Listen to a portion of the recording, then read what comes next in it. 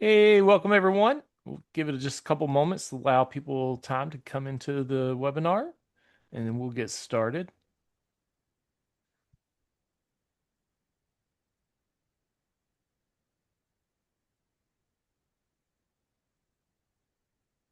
It's a busy time of Yeah. the semester, isn't it? It is, we're going to see a lot of a lot of people tell us they sign up for the webinars, and then when we send out the recording, that's when they watch. And so you never you never know who's going to show up, but you never know who's going to watch afterwards either. So it's always fun. It's So that on-demand feature that you allow is really yeah, benefit. yeah, Yeah. yeah. Well, we'll go ahead and get started, and we're going to have a webinar today with our one of our users from uh, Western New Mexico University. And I always forget to look. Is it Dr. Yeah. Jennifer Coleman? Yeah, I was thinking that was the case. I always forget to double check. But Dr. Jennifer Coleman, she is a professor over at Western New Mexico, and she's going to be sharing with us today. My name is David Green. I am the partner engagement manager for Harmonize. So I do a lot of our webinars and conferences, outreach, training, support, kind of a little bit of everything.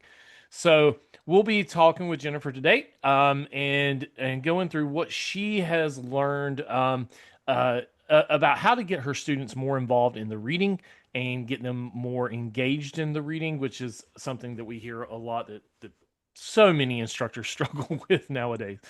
Um, uh, so before we jump into it, maybe Jennifer, if you want to take a moment, just introduce yourself, tell us who you are, and a little bit about your Sure. background. Sure, happy to. I'm Jennifer Coleman. I am a professor at Western New Mexico University, as David mentioned. I am a psychology professor specifically. I do have emphasis in my career on teaching and learning. I'm a cognitive psychologist, and I also opted to get a master's degree in college teaching while I was doing my doctoral work. I've been teaching now for more than 30 years. I've been at Western for about 23. Um, I still do a lot of the same things I've always done, but like to breathe new life into them as a survival tool, not just to keep students engaged, but to keep myself refreshed. And using new software is really appealing to me at times because it challenges me to reconsider my pedagogy and how I can engage students in ways that they're naturally gravitating toward. Yep. Uh, yeah. Yeah, and I think whenever we first spoke back, wow, it's been a while now since we first spoke. But what really drew me into the conversation we had was your ability to kind of meet your students where the need was, and not try to just force a pedagogy, as you said. Like you're constantly looking at what works and what doesn't. And that's uh, a lot of our viewers, that's what they really are looking for, ways to be innovative. And so really when we first spoke, it was, this idea that students are now probably more so in the past, I would imagine. I don't know if there's a study involved there, but it seems like just the reading is a lot harder of a task in today's environment in higher education than it has been in the past. Um, and so you were talking about that and how you get the students more involved in the Mhm. reading, correct? Absolutely. Yeah, it's reading is an interesting thing because it's we textbook adoption is such a major part of higher education and course preparation and even the cost of higher education, right? We always factor in textbook costs. But I am kind of curious. I wish I could go back to college and figure out, was I the only one reading the book cover to cover? Is that common of the colleagues that I surround myself with now? Are we all the people who were reading the books and the people who didn't read the books didn't go into higher education? So Yeah, maybe I have a biased sense of it, but I know when I was in college, I had to read the books. It was expected, and you wouldn't have passed without it. And the book at that time was all, we didn't have PowerPoint slides being given to us. We right. didn't have the internet to access. So it made sense that our emphasis was on the textbook. Mhm. Here we are, though, in 2026, where we have all these other tools, and we still have these textbooks being adopted, and we still have the expectation that students are reading them and learning from them.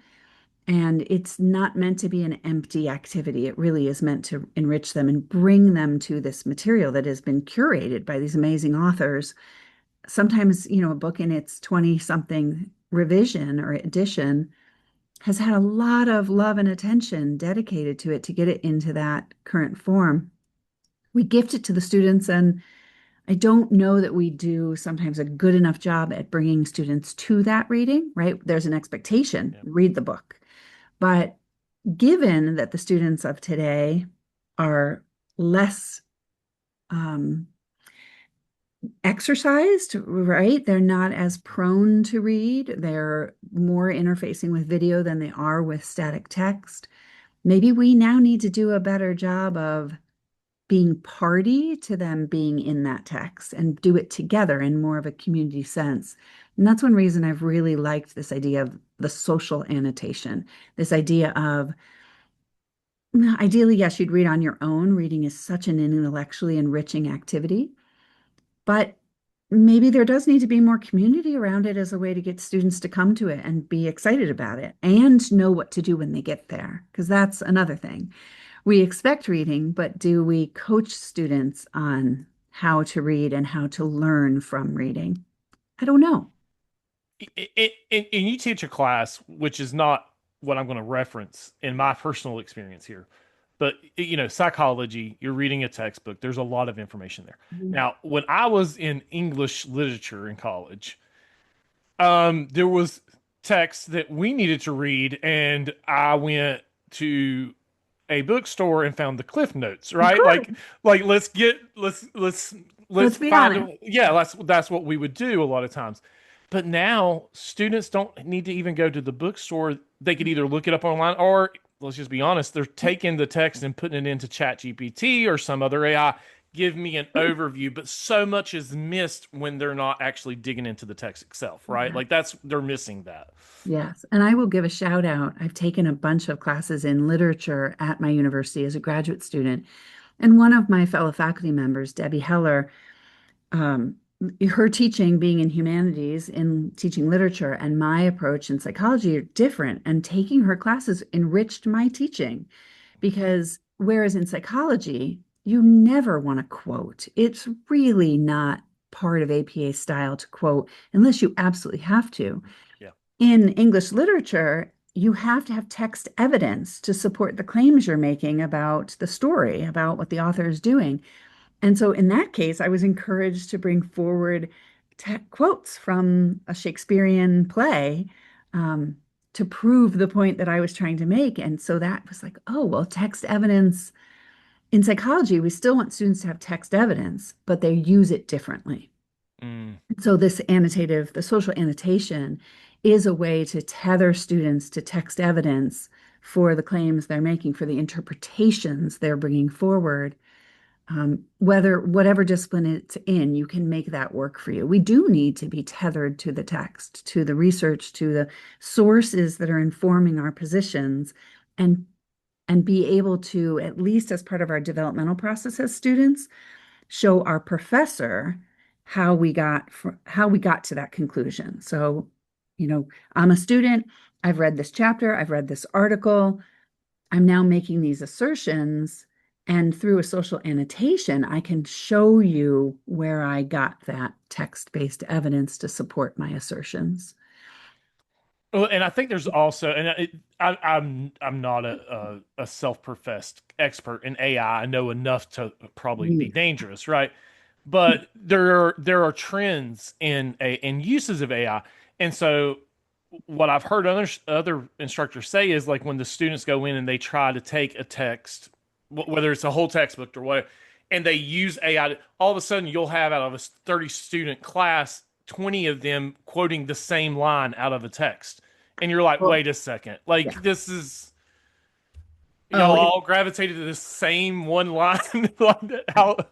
that's one thing where AI, the more students use AI and the more students who use AI inappropriately, the easier it is to see students using AI. the Yeah. easier it is to catch them. Because the AI really, I mean, it's actually kind of exciting and fun to see the AI being so regurgitative and it giving every single student the same exact response. And the sentences are in the same positions. And it makes me sometimes wonder, I don't know that we should call these language learning models because they don't seem to be learning if they're simply Yeah. repeating. It's like an old record player that got stuck, the needle got stuck, and it's just the same thing over and over. Yeah. And when I do read students' work, I sometimes don't catch that until the fourth to seventh student who has done it, Hmm. because in between the overlapping wording are students with novel wording. And so by the time I'm reading it the fourth or fifth time, I'm like, wait a minute, I've read this paper before. And then I go back and I see that I've got all these papers that are identical. And it's clearly there's zero probability that all these different students created the exact same paper. Yeah. It has to be AI. And so the social annotation is also another way to say, for me, it's working in saying, I don't want to give you all the same question and have you answer the same question using our reading. How about we take a question about a subject, we take our reading, and together we each find something different in the reading that addresses that question. Yeah. So it's some of this pedagogically for me is what is the core learning element? And so, if you don't mind, I'll go into one of my first examples, which is in one of the courses I teach is it's not intro to psychology, but it's kind of that one tier up. It's called developmental psychology. It is highly enrolled as a course. It's a foundational course, and it's used across the curriculum in a bunch of different programs, education, nursing, et cetera. So I get students coming into psychology early and from a wide range of interests and foundational knowledge. Mm. So I shouldn't think that if I ask a question, every student's going to answer it the same way because I don't have students who are cookie cutter copies of each other. I have students with wide interests. So I should get variety and I don't. So one of the questions I've always asked in that class, because it's foundational, is let's start off figuring out the nature nurture debate and let's talk about kind of where the field is currently in terms of its perspective on this debate. So, are we determined biologically, genetically? Is it all nature, right? Are we just born with this code and who we become is an unraveling, right? A revealing of that code. Or is it nurture? Does the environment we're in matter? Does the way we're raised matter? The way we're parented matter? The schools we go to, all of that, our social environment. And there's no such thing as a developmental psychology textbook without this topic being covered. And similar to intro psych, it was also covered in Introduction to Psychology. And so I bring students to that material, and I used to for decades, right? Ask them, tell me what the debate is and tell me what the field's current position is on it. And I get the same essay. And I'll be honest, sometimes I change my teaching because of my own fatigue, my own grading fatigue, Yeah. my own, like, I can't read this essay one more time. I just can't. I have to do something to mix it up for my own interest. And also, it's out there now. I mean, they can just find it, they can find that answer. It's been done too much. So, what I also was finding was that every single student was quoting the exact same line from the chapter. They were all pulling and they were quoting too. And I was like, you really shouldn't be quoting in APA style. You re-express and you cite, you don't quote if you can. So what I decided to do was, okay, scratch this. Let's actually, the whole chapter, the entire chapter one, while it addresses other things, woven throughout the entire chapter is the nature nurture theme. So why don't I take the whole chapter, give it to students as an accessible PDF, and I'm using an OER textbook, so I'm not violating any copyright rules or by providing this chapter to them as an Hmm. accessible PDF. And then I take the most obvious section of the chapter. I put my stamp on that. And that way, if my stamp's on it, they can't use it. So I take the section called the nature nurture debate and I use it to say, hey, students, here's this section I'm going to highlight. Here's what I'm going to tell you is the takeaway from this section. Now you have to go into this chapter. You have to find something else that addresses nature and nurture. You have to make connections and you have to explain to your classmates what you found, how it relates, what's your takeaway from it. And you can't highlight something that somebody else has already highlighted. You can't drop your pin where somebody else dropped their pin. So you have to find something novel, something new, something that hasn't been mentioned. And in this social annotation, whether or not it's Harmonize or another program that somebody's using, there are others out there. There's always the option to highlight text and then make your comment on the side or drop a pin and make your comment on the side. For me, I prefer highlighting because the pin, sometimes the precision of dropping a pin isn't great. And I don't know, okay, the precision of dropping it was perfect, but how much of that section are you connecting to? So for me, the highlight is at times a better tool because it anchors, I want them to be anchored in the text. So this task for me is I get really excited about it because it is reminding me that the reading matters and that I've proven to students that the reading matters, which is really where that like makes me just super excited. And I'm doing this in chapter one. So I've Yeah. immediately, right off the bat, said to students, listen, I've assigned readings for a purpose. The readings matter. The readings can enrich our understanding of an issue. Let's take an issue and let's, as a community, dive in here. And with 20 to 30 students in a class, that chapter now has a lot of highlighting in it, just about one topic, nature and nurture, and how that's relevant to human development. And each student is bringing forward something different. And then, of course, I require that they respond to other students. So, are they seeing what every single other student did? Probably not. I can see in whatever system you're using, you typically can see how many things they viewed. Hmm. Well, we don't know if they necessarily processed what they viewed, but at least we know they're getting some exposure. Sometimes what I will see in students is they viewed two other classmates' work and they responded to two other classmates' work.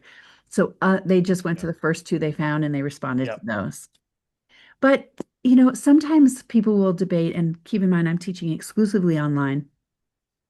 Sometimes people will, if I tell a story like that, they'll be like, see, online's just not as good as in class. And I think, you think students are listening in class all the time? They did daydreaming go away and somebody forgot to tell me that daydream is not a thing anymore?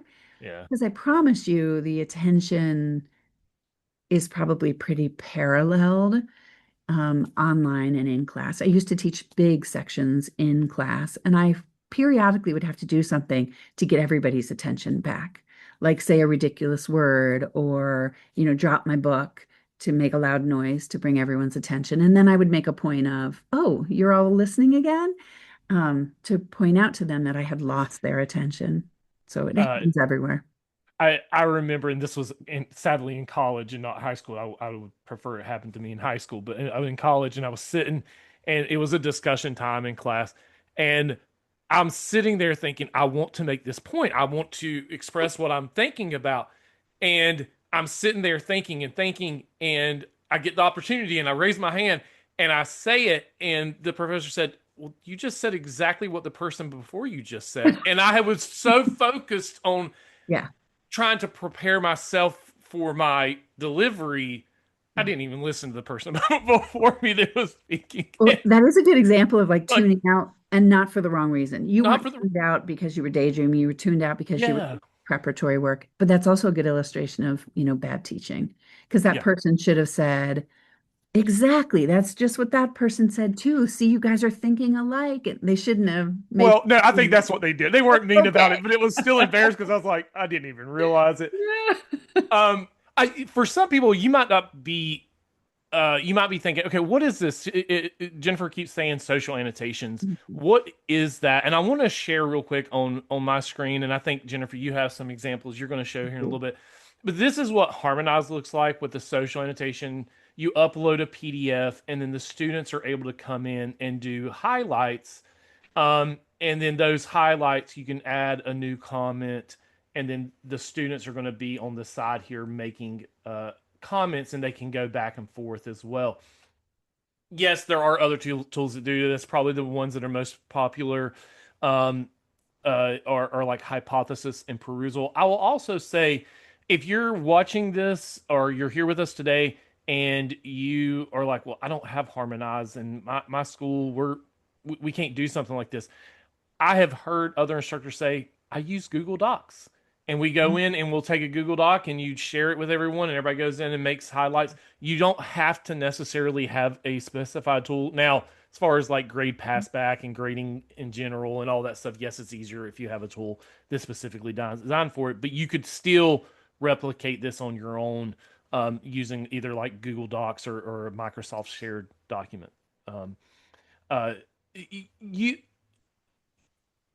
you also mentioned something I wanted to point out. Yes, we do have the highlighter option and then also the pin drop. Um, the way we typically encourage the use of the pin drop is for, and this could be good for people who are watching that are not maybe in necessarily a text-based discipline.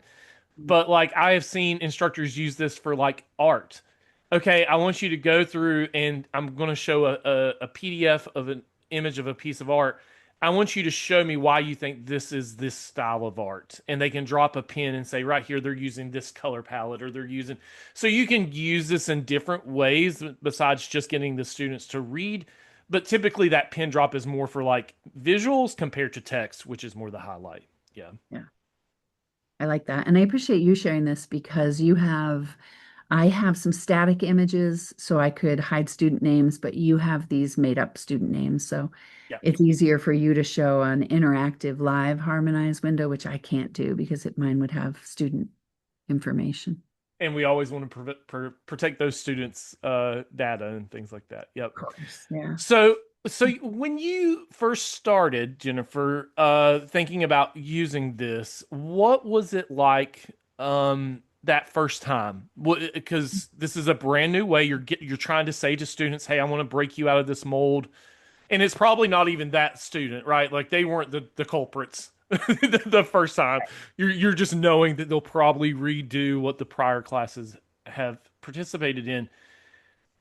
How did you go about? Did you communicate beforehand? This is going to be a new type of assignment that I'm going to give you. Did you try to prep them anyway? How was their response? I did. Well, because this is chapter one in that particular class, the first class I experimented in, it was right off the ground. You got to do a new thing.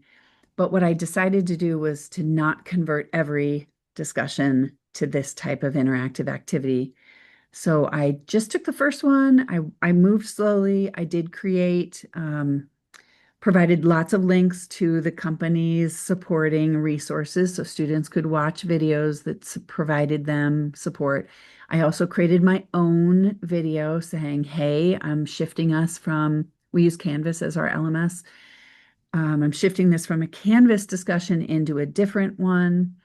And I want you to get working on this early. I then also extended the deadline. I had a set deadline in order to motivate them to come to it early. And then I knew ahead of time I was going to go ahead and give them 3 extra days because, of course, students ran into technical issues. So, yeah, every time you try something new, somebody's not going to like it, which is okay. Um, and somebody is going to run into technical issues and have whatever issue, pop-ups being blocked or whatever it happens to be. They're not going to understand. It took students a while to understand the dropping of the pin and the highlighting for some reason.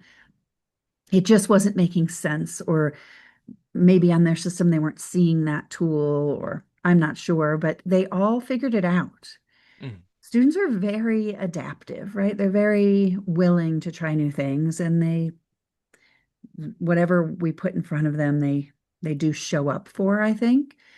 And I've slowly been adding more. So it has been about a year and a half now that I've used this, 3 different semesters, I would guess I would count. And it's getting better. But I could use it for 5 years. Every student coming into my class is still new to the tool potentially. So that's not going to go away. And eventually it's so ubiquitous maybe across all of their classes, let's hope, as these social annotation is growing in popularity. So I've been for myself trying to figure out other places I can apply it. So, and I will, let me go ahead and share. I do have a brief document and I'm going to share it just so I remember. And I am happy. I saw you posting in chat. I'm always happy to take questions, love questions. And I don't Absolutely. mind being interrupted at all.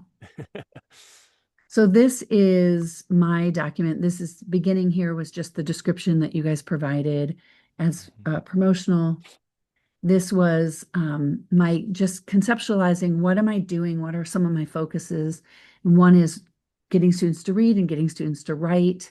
Assigning readings as a backbone of many courses serves as the materials we want students to learn, right? Or that their learning should depend on that reading at some level. Even if we lecture, even if we provide videos, the amount of time that would be needed to cover what is in the text is simply, it's not feasible to cover in videos or lectures. So we have to have them reading.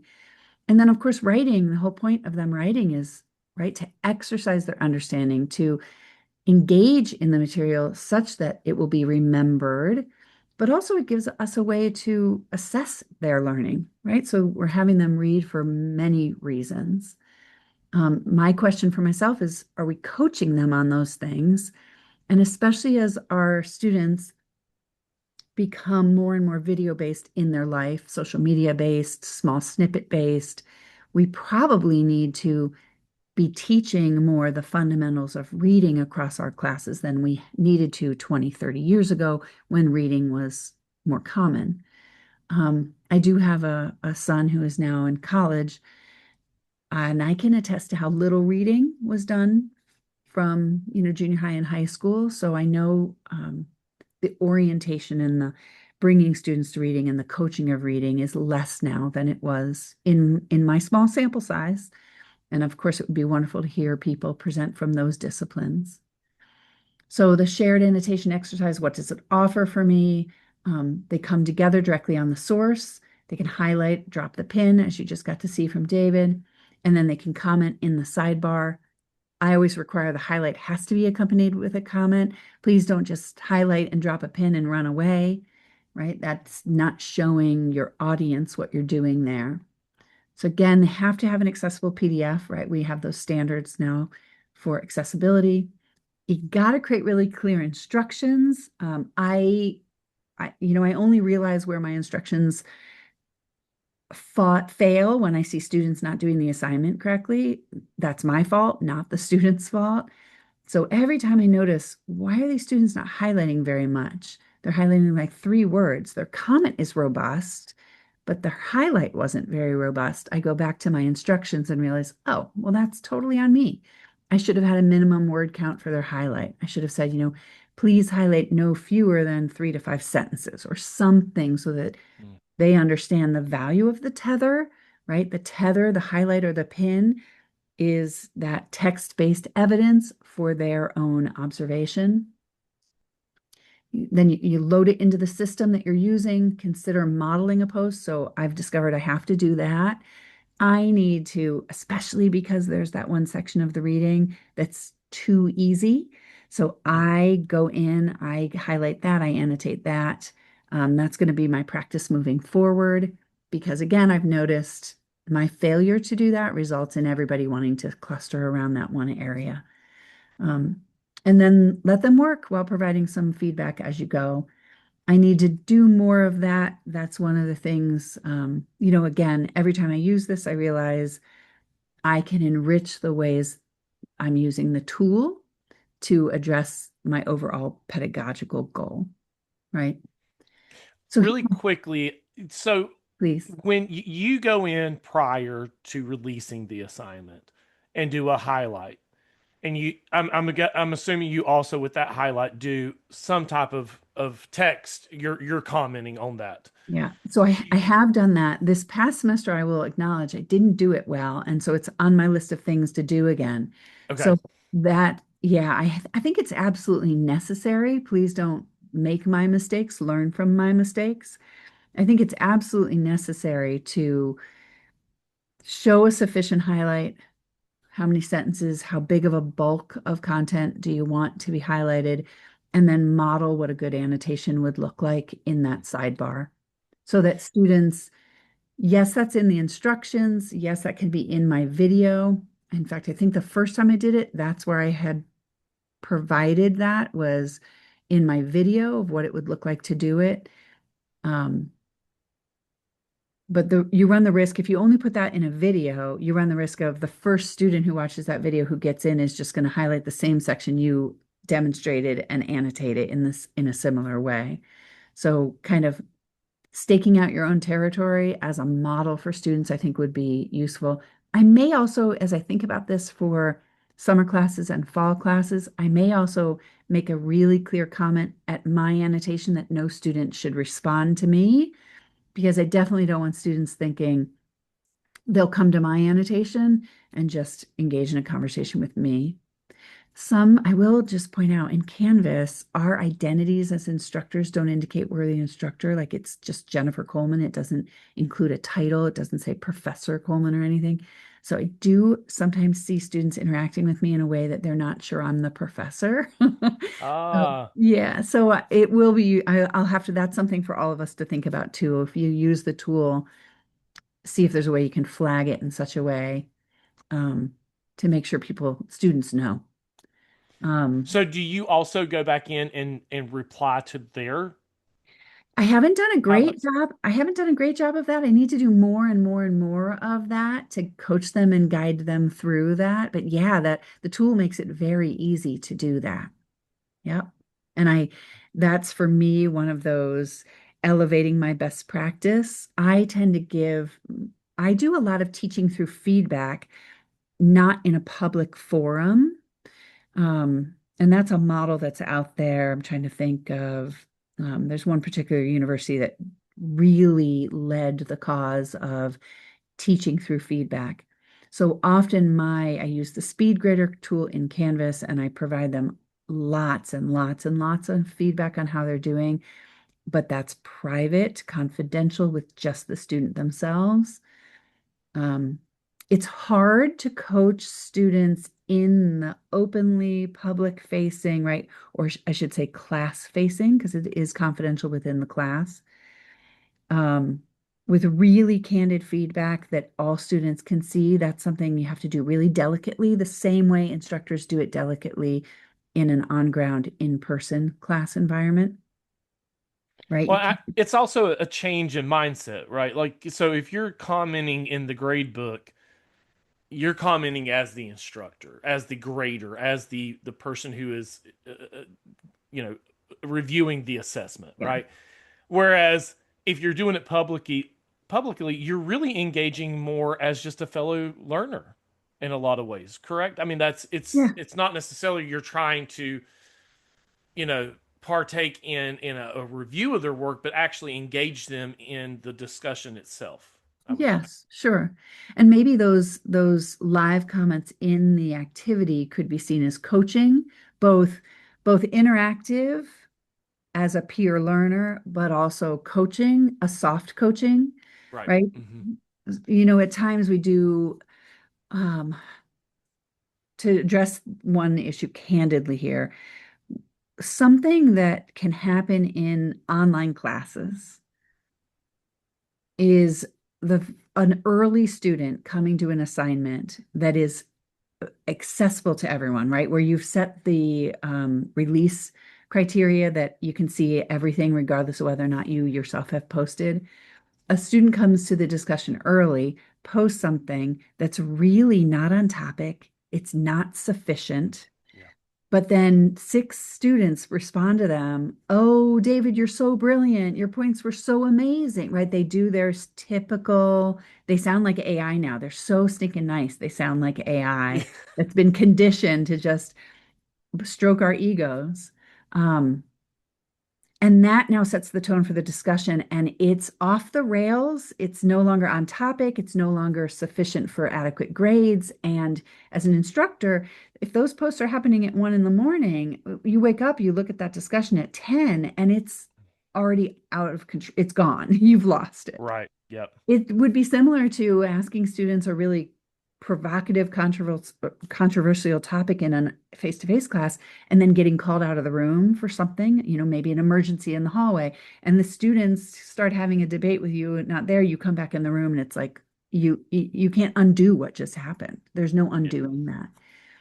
You can message all of them, you can get them back on track, but that what happened before is still there. So, Well, I um, think that also reinforces you giving that example in the yeah, beginning. I think that coaching really, early. yeah. So, Yeah, so it's, I'm going to show you that example. I'm going to show you what I'm wanting you to demonstrate, and then hopefully that keeps them within those guardrails. absolutely. Yeah, coach early if you can, and then monitor as much as possible.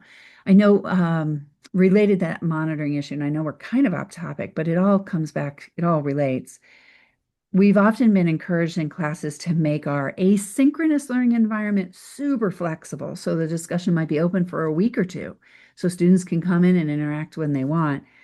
That might be a burden that's unrealistic Yeah. for the coach, for the person who wants to actively coach. So it might be something to think if you wanted to use a social annotation exercise, especially as students are just learning how to do it, you might want to warn them well in advance. Listen, this is not going to be open for a long window of time because I want to be in it with you while it's happening.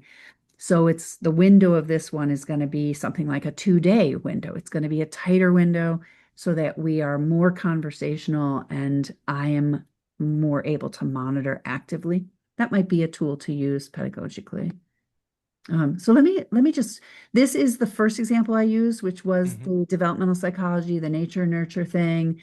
Um, and so here is the obvious section is literally titled Issues in Lifespan Development, and the first title is Nature and Nurture. And this section of the book goes through these core themes that will be interwoven throughout every chapter. So nature and nurture is not just this first chapter, it's the whole book, the whole course. Yeah. And so, a little highlight is provided there. And I said, but the issue is actually woven throughout. So I want more depth and breadth of learning, right? And then I did note this can also help with APA style. So for us in psychology and just writing style in general, we really want students to do that. What I mentioned earlier, we want them to be paraphrasing and citing, not quoting. We want them to be careful to not be citing secondary sources, but only the source they're actually reading.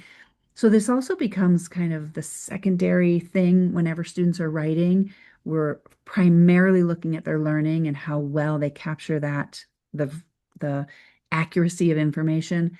But then also we're looking at their writing, things like grammar, syntax, but also tone, voice, APA style. And so I can do all of those things in this social annotation at some level. Here's an example from my class, just like David showed, where a student has highlighted a few things. They've made an annotation on the side and I buried their name. And then other students have come along and I whited out their names. Other students have come along and made comments to them. So it is interactive. So I'm requiring students, my typical requirement is the one original with two responses to that for other classmates. But some social annotations, I'll say, hey, in these chapters, and I can show you one below here, in these chapters, I want you to do a social annotation from chapter 7 and a social annotation in chapter 8. So here's this one. My goal with this social annotation was active, robust, and expansive coverage. So these are chapters in the book that students really relate to. They're about middle or late adolescence moving into early adulthood, middle adulthood, right? So early adulthood is the majority of college students with a good amount in middle adulthood as well. We teach a lot of non-traditional students, which really enriches the learning environment. And one thing I could do is I could say what topics from these chapters do I think are most important. But that's what I'm doing with the chapter quizzes, that's what I'm doing with other exercises. This is an opportunity because I want to remind you, I mentioned that this course is serving education, nursing, psychology, criminal justice, a lot of different domains. I want students to be able to get into this reading and find things that are personally or Mm. professionally relevant to them. So I do want to give them some free choice, but I also want expansive coverage of the chapter. So this is where I can reward students who show up early for the work, right? So I can say, pick a topic, any topic, but it cannot be a topic somebody's already picked. So one of the topics I see everybody picking in um, late adolescence and early adulthood, especially adolescence, is eating disorders, right? Body image eating disorders. Everybody wants to write about anorexia and bulimia, but we just need one classmate to highlight that, make their annotation, and then two unlimited numbers of people can respond. So in your response, feel free to gravitate to that. I don't restrict students on their responses, but their original posts have to highlight a new section of the reading. And again, they're tethering their observation to actual text-based evidence. So I really want by the time we get done with this, I think it would be really neat to collect data on this over a multiple number of semesters, looking at in a given chapter with social annotation, what topics ended up being highlighted? What are students telling us about the reading and where their interests lie, or where they think that content has value for their future work environment? So the highlights could eventually become data points in a way that would be interesting. So I I, like this one. I really also something you just said that kind of got me thinking is you're forcing them to go into different areas that maybe they're not wanting, like you said, they're all, oh, let's talk about anorexia and bulimia and things. Yep, But it also gives them the freedom if that's what they're really passionate about. Okay, go make your comment on that absolutely. student who did get to pick that. So you're pushing them to expand their thinking, but at the same time giving them the freedom to talk about any subject that they want to. It just cannot be the main highlight, right? Absolutely. Yeah, and you captured that really well. Yeah, it's that pushing them to discover something new while also acknowledging and affirming their interests. Yeah. Yeah, Yep. that's kind of in some ways the definition of scaffolded learning, right? That we're always pushing students up while supporting them from underneath. Yeah. And that's we can do that not only cognitively, but we can do that socially. Like, oh, your interests are amazing, but hey, look over here. There's something for you over here as well. So, Before you move on, yeah. because so I love these conversations where it's like you say something that makes me go, ooh. And so, have you seen in your classes, I guess it would be comparative to other classes, an increase in better demonstration of learning or better essay writing or anything after using this compared to prior when you were just having the students, here's the reading, give me an essay, and then going on to the next? Have you seen that progression get better throughout that, Well, classes? I think that's a great question. And I will be honest and say I can't answer it yet because I'm so biased. What I can tell you is right off the board, I know that this was a brand new, this example number two was a brand new one I integrated in just in the last 8 weeks in a class. Hmm. And I know that reading them, grading them, assessing them, responding to students was a more pleasant experience for me. But now, what I would need to do to really assess the depth of coverage is go back to last summer. The last time I taught, I was on sabbatical in the fall, so I have a little bit of a memory lag. Go back to the summer when I taught it last and kind of maybe look there at, do I see some hints, because it's not sufficient data really, but do I see hints of depth being better and breadth being better? Did I see more topics being covered? I guarantee I saw more topics being covered simply because I restricted Right. them to something novel. Um, but yeah, it's a great question, and I hope so. I do think that I think for all instructors, all people teaching, um, are the either the lightness or the heaviness that we bring to the moment of teaching or we bring to the moment of evaluation matters. And so it was exciting to grade these assignments, whereas had I recycled the previous approach, I know I wouldn't have been excited. Excited wouldn't have been the right word. I'm always interested. I'm always interested in what students are doing and what they're saying. And But this was exciting because it was like, ooh, what topics did they gravitate to? Which ones did they pick when the ones they that were obvious were already chosen?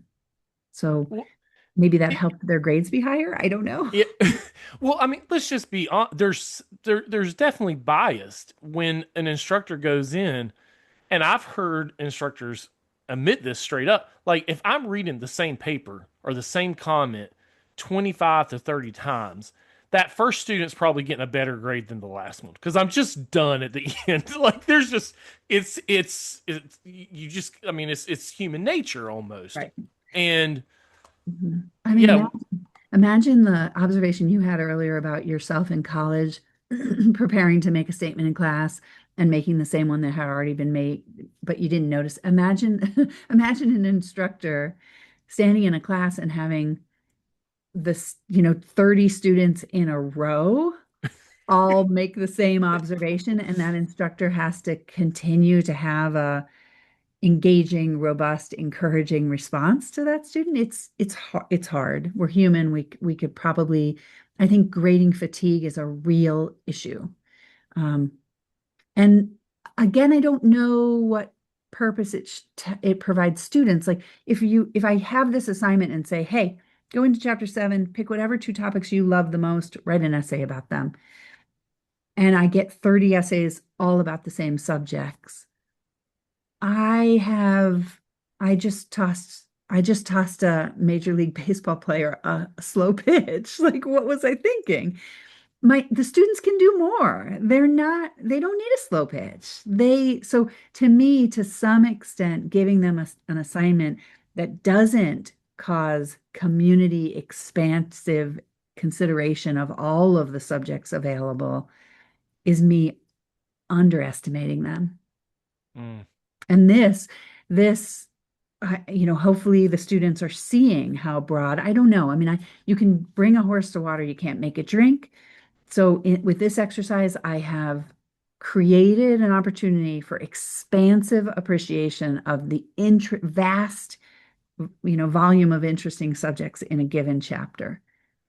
If the students don't take advantage of that and don't notice it, I respect their choice to, right. to keep blinders on. I can't force it on them, but I can at least create more opportunities. And I don't think, pick your favorite two subjects was doing quite enough of it. So this felt a little bit enriching to me. And I'm sure, 5 years from now, I'll look at this and think, oh gosh, I could have done that so much better.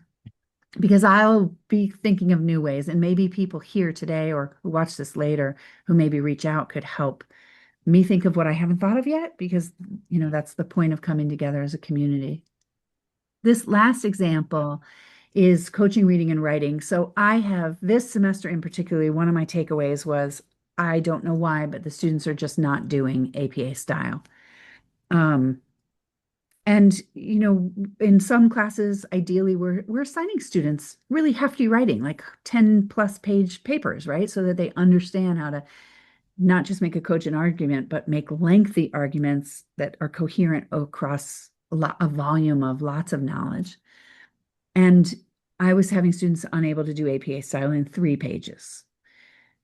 So I think I'm going to add to all my classes. I have to create the exercise. I haven't done it yet, but I'm going to take a document that is, 3 to 4 pages long, that is full of, I'll take something of mine maybe. I'm going to create a million different APA style errors throughout the paper, and I'm going to provide it as a PDF for them to socially annotate, and they can't highlight the same mistake twice, right? Everybody has to. So it will be like a scavenger hunt, and maybe I will even create it like a scavenger hunt. Like you have to find 3 things, one in each of these categories, right? You have to find a parenthetical citation error. You have to find a paraphrasing error, something that wasn't paraphrased sufficiently, for example, where they've quoted without quotations, for example. Yeah. Um, and then maybe something else. I'll figure out what it is and create a scavenger hunt, make the mistakes myself. And because sometimes serving as an editor, serving as a reviewer is a great way to develop your own skill sets as a writer, right? Proofreading somebody else's work, you can sometimes see what you go blind to in your own work. And so I want to have students, correcting these mistakes. Hope with the hope that if I do that, front loading that early in a class, I have not only coached them on finding those mistakes, I've not only, reminded them of the mistakes we can make, but I've also sent a message about the culture of the class, about my expectations, about it. I do that already through class agreements that I do in the beginning that are interactive quizzing videos. But I think students have gone deaf to that a little bit. They're not if you, again, I think it's that if you always do the same thing over and over and over again, you can't see it, you can't hear it. It's like the standard habituation we have when, right, you wear the same cologne or perfume your whole life, you can't smell it anymore. And now Right. you're gassing everybody out of the room because you wear too much. Yeah. So that same habituation that happens is happening in students in classes. So I need to stay on my toes and I do need new tools to bring the same old stuff to students in new ways. So it is, sometimes these tools are a little bit of showmanship. And what's most important, though, is that they feed into the goals of the teaching and learning and that they serve the pedagogy. And without a tool like social annotation, I don't know how I would have fixed this. So I really feel Yeah. super appreciative that it's here. And then the last things like my takeaways, my goals, ensuring students are brought to the text and are reading something.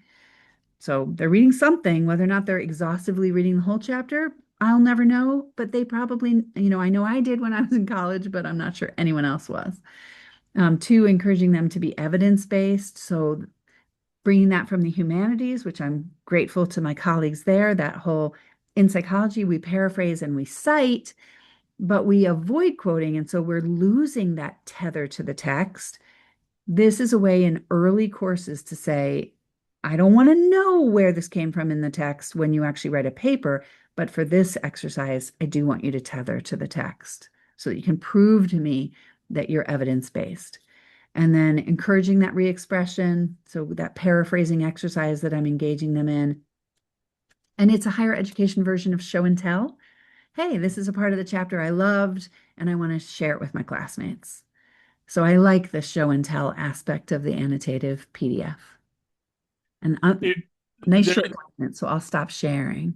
oh, there's an example that I've heard several instructors tell me that they use the social annotation tool in Harmonize for, and what they do is at the beginning of each uh, class, they'll put their syllabus up in the PDF form and have the students go through and mark up the syllabus. Yeah, And the first time, this is what made me think of it, is one of the first times that I heard this, the instructor said they had so many questions, and so, my syllabus I thought was great, that by the time they got through annotating it, I had to go redo my syllabus and put it up a brand new one because I realized how inefficient it was doing in the job that I was thinking it was doing. I yeah. was not conveying the right information. I left so many things ambiguous and I didn't explain things to the fullest extent. And it really opened their eyes to, okay, was good for me to go in because they found all my mistakes for me. That's awesome. And so very similar in what you were saying about using this as a here, find the mistakes. Let's find out where things went wrong and then give us feedback at how to make it better.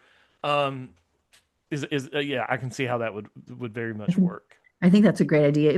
I've heard a lot of people do scavenger hunts with their syllabi and course policies and have students like a quiz where the students have to answer all the items in the Right, right. quiz. But that again is that perspective of we're giving information and students should just extract things from it. I like this idea of forcing them to ask questions about what we're giving rather than answers to what we're giving. The question part, we go blind to our own stuff. We can't read our own writing. I've looked at those same syllabi now for so many years that I don't know what's missing. I can't Yeah. see it anymore. Yeah. So I love that exercise. I may have to at some point, if you can think of who said it, I'll give them an attribution when I make the assignment. I always like to do that, by the way, as a model for my students. I have some assignments in some classes that came from colleagues at other institutions, and I always put used with permission from, and I put that person's name, and then I'll put has been edited over the last 12 years or whatever. Um, but it's a way to just model for students. You know, if I want you to attribute credit to AI or to the text or to authors or to whoever, shouldn't you see me doing that as well? And I've shared some of my materials with colleagues, and I always ask them, you're more than welcome to use it. Please give me credit, though. Please show some attribution. And again, it's not because I want their students to know it's mine. It's just, I don't want students, um, when I create something novel and I allow anyone and everyone to adopt it, I do kind of want it does, how do I say this? It does impact the novel value of my approach. Mm. And so I think I kind of want to know when people are using it or not so that I can then pivot and shift what I'm doing, right? Because if all syllabi at the institution always look the same, I can promise you no student will ever read one again. Yep. That's why a syllabus template, as much as I understand the principle of a template, I don't know that syllabi templates should ever mandate the visual appearance of our syllabus because if they all look the same, nobody's going to read them.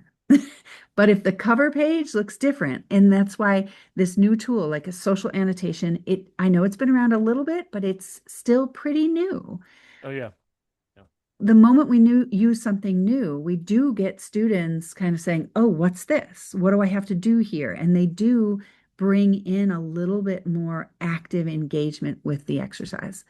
That's always going to benefit learning. We know that as cognitive psychologists, we know the more active the learner is in the learning process, the more they'll get out of it. So we do need variety. We do need to change things up. We do need to bust out of our old habits and bring some freshness to what we're doing. Yeah, Awesome. love it.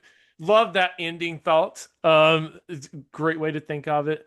Um, and you know what? You've challenged me. I need to start uh remembering who I get ideas from and giving good credit because I am the It's world's possible. worst.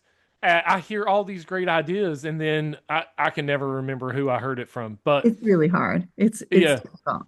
Yeah. Well, hopefully that person will watch this and they'll reach out to us, right? that's it. Yeah. All right. Thank you, Um, David, for your I time. can probably go back and watch some old webinars. It's probably one of the It's in there. webinars. Yeah.